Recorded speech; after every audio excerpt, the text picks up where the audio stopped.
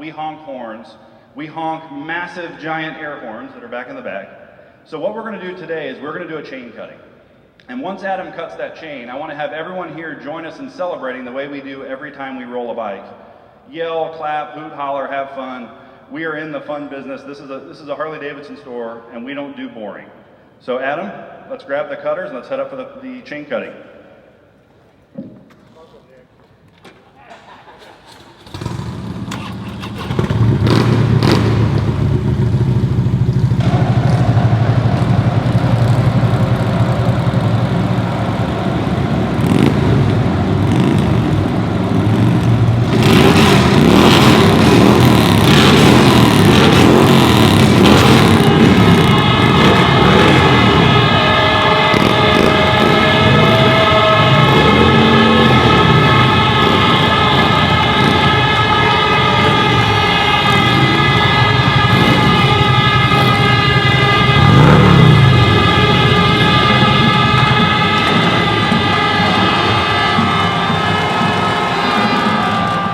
Smith, and this is our flagship dealership we just opened up.